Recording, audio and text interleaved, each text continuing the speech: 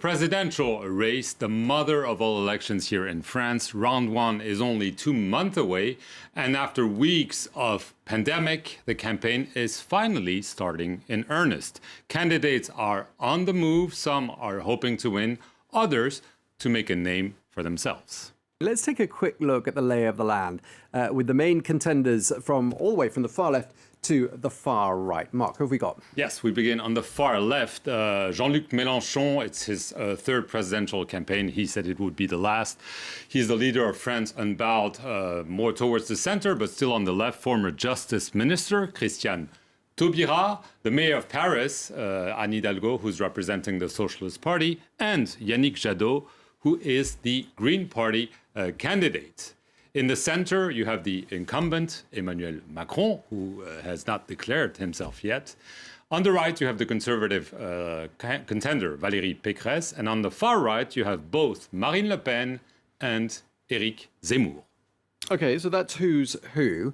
What is everybody's chances looking like at this stage? Because I gather a survey published by Ipsos came out on Saturday. What did it say? Well, it says basically that the incumbent, Emmanuel Macron, who is the only one among all the candidates we're going to see in this poll, has not declared himself, but everyone knows that he will indeed be a candidate. He's well ahead. He remains ahead of a pack, and leading the pack behind him is Valérie Pécresse, the conservative candidate with over 16%, and she's closely followed by the two far-right contenders, Marine Le Pen and Éric Zemmour, both polling at 14%.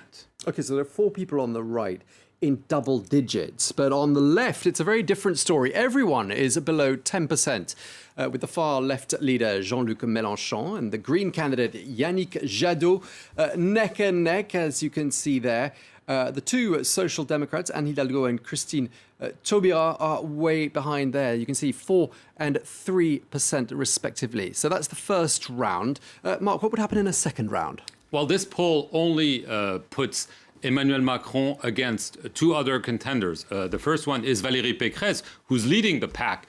Behind him, the score would be 53% for Emmanuel Macron, 47% for Valérie Pécresse, which is essentially within the margin of error. If the round two candidate is Marine Le Pen, like was the case back in 2017. The margin is much bigger for Emmanuel Macron, 57 versus 43 for Marine Le Pen. Okay, well, with the exception of Emmanuel Macron, everyone's hoping for a bump in the polls in the coming weeks before round one, which is on the 10th of April. Well, hitting the campaign trail and trying to make a difference, that's what they've all been up to. Well, here's a recap of the week that's passed with France 24's Shirley Sitbon.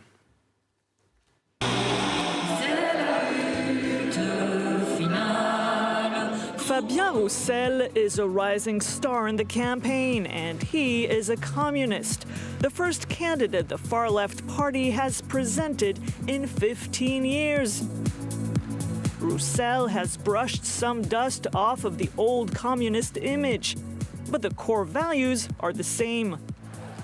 Parce qu'il est temps de s'attaquer au mur de l'argent, de reprendre le pouvoir à la finance et de remettre l'être humain, la dignité humaine. Christiane Taubira wanted to pick up speed after winning the left-wing primary organized by voters. But she lost momentum after freezing when asked about welfare benefits. Oui, mais on y ajoute, voilà, on peut y ajouter l'APL d'une part, et puis je considère que Taubira found some moral support on the island of Oléron. Vous êtes courageuse, c'est bien. Peut-être que j'ai l'habitude des attaques d'une très grande violence, donc je ne me fais pas d'illusions dans cette campagne. Green candidate Yannick Jadot tried to bring the environment into the campaign. Although global warming is a concern, it hasn't been a major theme, and Jadot lags in polls. Liberté, égalité, fraternité, pour nous, ce sont les valeurs. Nous sommes là à la République, parce que l'écologie, c'est la République. Jean-Luc Mélenchon believes turnout will be key in the election. This week, he stressed the importance of hoping even when leftist parties are struggling. La résignation, matin, midi et soir. D'ailleurs, vous avez perdu d'avance, vous êtes trop nombreux. Moi, je ne rentre pas là-dedans. Courage, détermination. Marine Le Pen and Éric Zemmour faced each other in a distant duel. This time, Zemmour's goal was to address economic problems with his specific trademark. On ne trouve plus beaucoup d'usines, mais on trouve beaucoup de mosquées. On cherche la France et on ne la trouve plus. Il y a un lien évident entre l'explosion de l'insécurité et ces vagues d'immigration que nous subissons. He is still not running, at least not officially. But Emmanuel Macron has gathered the 500 backings necessary to run. Everything is ready and set for when he decides to go. That's all for this week, folks. Until we meet again. So that's the wrap for this week with Shirley Sitbon. And we're joined on the set by our own Angela Diffley. Hello, Angela. Hi. You wanted to focus on one of the revelations of this campaign, Fabien Roussel. Yeah, he is the communist candidate, and he's really gathered momentum. Even his critics admit that he's running a good campaign. He has tried to appeal to a slightly happier, slightly more nostalgic left, and some of his comments, which were no doubt put out there deliberately, he talked about French gastronomy being a good wine, some good meat, and some nice cheese. And that gained a lot of traction. And he clearly wants to promote the idea of a nostalgic, a different kind of French left. He thinks that the left has become too interested in banning things, and he's trying to promote something a little bit more cheerful, and it seems to be working so far. Whether that will translate into votes is another question, because communism is an ideology which has failed broadly around the world. So whether a good campaign will translate into votes, or whether it will be seen in a few weeks, in a few months, as a good lesson on how to run a good campaign and something for other left-wing candidates to watch is interesting to watch. Much less identity politics, much more old-fashioned left. OK, we'll be keeping a close eye on Fabien Roussel and his chances. Thanks for that, Angela. Well, our reporter Clovis Casali has been to the Champagne region of France to get a little taste of Marine Le Pen's first rally. Here's his report. She calls the forgotten French those who will bring her to power. Marine Le Pen is eyeing the middle and working classes, but she needs to make sure her traditional voters don't choose the new far-right figure, former journalist Éric Zemmour. Éric Zemmour just wants to disturb Marine Le Pen's campaign rather than opposing Macron. The closer we are to getting into power, the more obstacles there will be in our way. We've been fighting that for 40 years because we have the support of a majority of French. Several figures of the RN party have joined in recent weeks Éric Zemmour, and more could soon follow. Marine Le Pen has warned that those who are tempted to betray her should do so now and not expect to ever come back. Here in Reims are gathered the most loyal of Le Pen supporters, and they are rather sceptical of Éric Zemmour. We all know that Zemmour is handing out money to our party members to try and recruit them for his Reconquête movement. A lot of those who left were elected as National Rally candidates, and thanks to the RN voters. So it's a form of treason. They're cowards, not worth being talked about. Le Pen supporters feel she's adopted the right strategy in appearing more moderate than Zemmour. Marine is a lot less categorical and more interested in social issues. Less racist also. She's actually not racist, as some say. She's not aggressive with immigrants. She just thinks, like us, that foreigners who are good, who respect our traditions and our laws, can stay. Those who don't need to go back to their own countries. Le Pen says her only real opponent is Macron and is convinced she will face him in the second round. To fend off competition from Zemmour, she is planning to campaign hard in small towns and rural areas. Well, clearly this is new on the far right to have such a rivalry. Obviously, the far right is very high in the polls, around 30%. Angela, what is the main difference between Marine Le Pen and Éric Zemmour? He says he would never have stood. He said, I didn't want to stand. I share many of her ideas, but she's clearly going to fail. This is her third time. She can't do it. So it's time for someone else to have a go. That's his line. And they share the same ground. They both think there is a major law and order problem in France. The polls would appear to back that up. 64% of people say Macron has done a bad job on that. And they both fear that freedoms, traditions and culture in France are under threat and should be defended more aggressively. So they both have the same territory. She has two main problems, I would say. She has a bit of a competence issue. She performed very badly in the debate with Emmanuel Macron last year, and many people feel she might not be up to the job. The other thing is her voters tend not to turn out. His voters so far look more, according to polls, look more ready to turn out for him. He himself is the son of Algerian immigrants, Jewish Algerian immigrants, so a very different background, and he's a former journalist. But he's perfect. Thanks for that, Angela. Well, let's cross the border now and travel to Brussels, the beating heart of the European Union.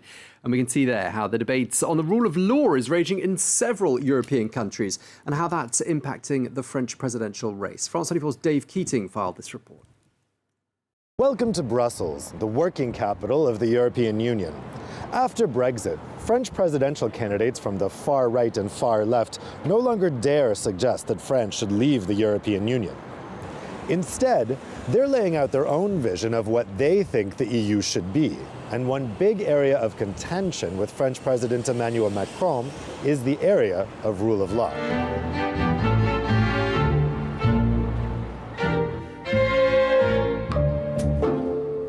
In October, a Polish court ruled that national law trumps European law.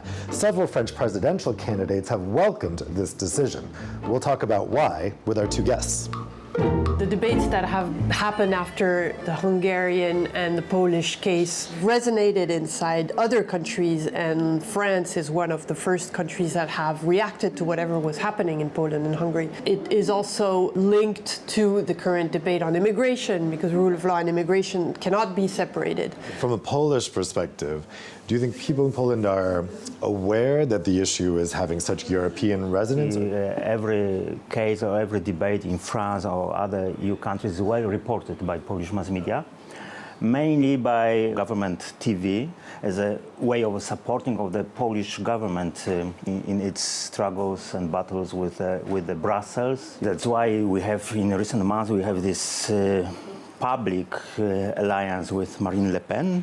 But in France, we have had the center-right also gravitating toward this message. Whether it is Pécresse or, Marine Le Pen, in a way, they have quite similar ideas about what EU supremacy should be. And when Pécresse said, we have to respect constitutional identity, I think when she said this, she also echoed some of the other stances at various degrees, because there are some, like Marine Le Pen, saying we will not apply anything that from EU law that we think should not be applied. Zemmour maybe goes further than that, and he says no European treaties. In the end, if you don't follow European treaties or European law, in a way, it's a Frexit. In the end, people in Brussels aren't terribly worried about what's being said in France right now, because they see a lot of this as just election year posturing. And they know, actually, that a lot of what's being said isn't legally feasible unless France were to leave the EU, which all the candidates say they don't want.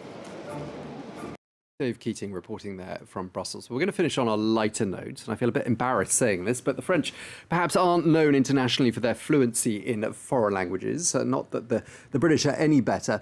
Politicians, no exceptions, Mark. That's true, Tom. However, the Conservative candidate Valérie Pécresse decided to flex her linguistic muscles on TV, and addressing the brewing crisis between Ukraine and Russia, she decided to talk to the Russian people in Russian. Я хочу сказать гордому русскому народу, что мы должны вместе строить мир в Европе. И начать войну с Украиной было бы ужасной ошибкой.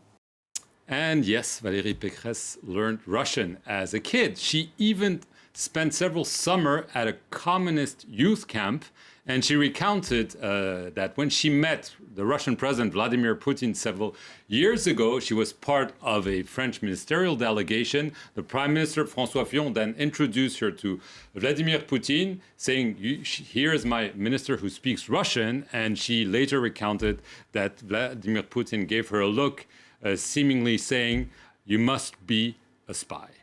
Okay, so Pécresse speaks Russian. Didn't know that. I did know that some French politicians have tried their luck in English, and it hasn't always been terribly convincing. If you wish, I can try to say it in English. Please be silent. Do not disturb me. Win the yes, need the no to win. Again the no. I promise you we'll succeed in Paris because we must obtain the results. We must do that because you are there and you wait for that the people, the world will act for you. And we want a success in Paris. And that's it for the first edition of France 2022, the campaign. Join us next Monday at 8 p.m. Paris time here on France 24 for episode number 2. Thank you very much indeed, Mark Perelman there. And thank you to you as well, Angela Diffley. Thank you so much. As Mark said, France 22, the campaign continues next Monday.